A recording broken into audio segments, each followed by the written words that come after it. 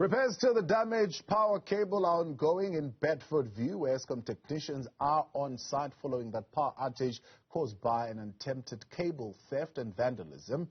Of course, Eskom previously estimated that power would be restored in 4 to 5 days. Our reporter, Linda Mnisi, joins us now live from the affected area.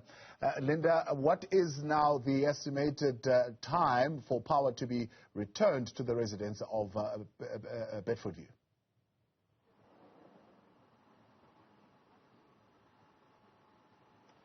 Well, Thabo, it seems as though it will take a bit of time to restore power here in Bedfordview, and of course it has really troubled a lot of residents here in this area, a lot of them quite inconvenienced by the prolonged power outage, we're told. It's as a result of an attempted cable theft and vandalism. I'm just going to bring in the operations manager who'll give us a sense of what it looks like. Tatana Shivambu, thank you so much for your time. You've spoken about this attempted cable theft as a result of the power outage that we've seen in Bedfordview. But when you say, vandalism, cable theft, what is the damage that you're talking about? Okay, thanks very much. Like if you look on the cable that you see here on the ground, this is the cable that they were attempting to steal or that they vandalized. They dug a hole which is almost 1.8 meters deep to get to the cable. And they hit the cable with a pick, as you can see here. Then as a result, when you do that, then the cable faulted. And this is the main cable which is supplying power to the Bedfordview substation, which is supplying the whole community of Bedfordview with power. And the community now have been without power since Monday until now. It's quite a lot of work that needs to be done for us to be able to restore the supply. We estimate that it will take between 5 and 7 days to restore supply. But our teams have been working very hard 24/7. We had been disturbed by the rain. We're trying to accelerate the restoration of supply so that we can be able to do it much earlier. But unfortunately, as you can see, even today it was raining. Last night as well it was raining. And the work that it entails for us to be able to restore the supply, we had to dig about 25 meters of a trench, which is 1.8 meters deep, in order to get to the cables. We had to make sure that we do shoring. Like I'll take you to the site, you'll be able to see clearly as to what happened. So basically with shoring, what we do, we support the area where we have dug to make sure that the hole that has been dug does not collapse and injure or create a safety risk to the employee who are currently working on site. So as you can see, these wooden structures on the site is what we call shoring.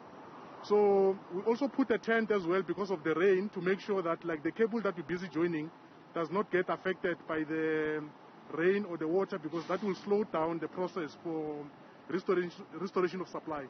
Unfortunately, the cable that we're dealing with is a different type of a cable. Like I said, that it's a 132 kV. Yeah, the cable that we joining is a 132,000 volts, which is a 1,000 square millimeter cable. So to join that cable is not an easy type of work. Firstly, like I indicated, that we had to dig 25 meters of a trench. Then we had to secure the trench to make sure that it does not collapse. Yeah. And that took some time. Then after that, we had to prepare the bedding where the cable joint is going to take place. Then we had to lay the cables.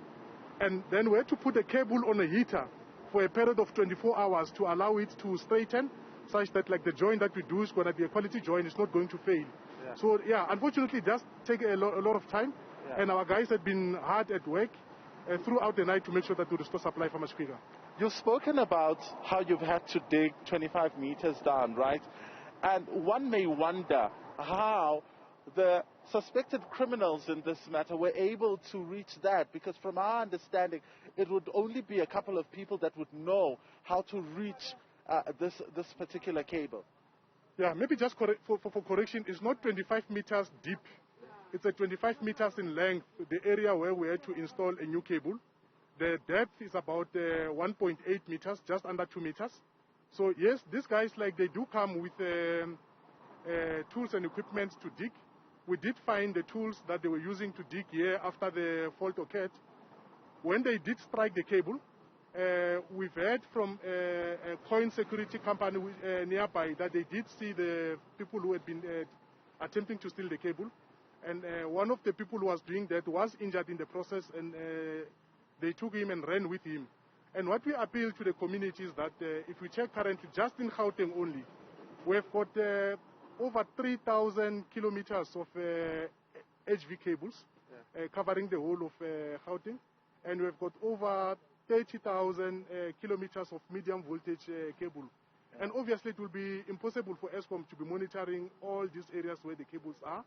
So what we appeal to the community is that, like, when they see people who are digging illegally, or they identify people digging, let them notify the police, let them notify Eskom to say that we see suspicious people who are doing digging and we suspect that they could be attempting to steal the cables. Because unfortunately, with the type of damage when it does occur, it has got a very serious impact to the community. It has got a serious impact to the economy. You can imagine the whole of Bedfordview without power for now. We are sitting on day 4 because, like, it faulted on Monday. So you can see, like, the impact to the community is huge. Yes. And going forward, I mean, we have residents here who are very frustrated at the time it's taking for you to restore power and fix these cables. So with the rain that we're seeing, how is that going to impact on perhaps the stipulated timeline that you've just told us right now? Okay, we are doing our best to make sure that we stick to our timelines. Unfortunately, the rain is not on our side, but at the same time, what we're doing, we've beefed up on the resources.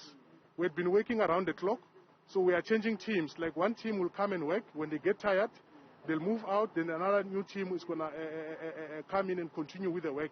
So we are expecting that we can be able to restore supply much earlier than the stipulated time that we have specified, but we are still committing to that date to say that within at least not longer than 5 days, we should be able to restore the supply. So we can promise the community to say that let them be patient with us. It's a lot of work that needs to be done here on site, but by tomorrow, late tomorrow, latest, they should be having supply. All right.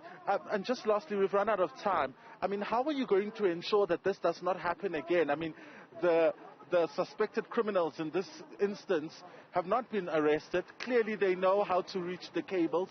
How are you going to make sure that you don't have such a situation happening again and interrupting power supply? We have intensified our efforts to make sure that we minimize the impact of people stealing on our infrastructure, number one. As we repair the cables, we're also doing that even in existing cables.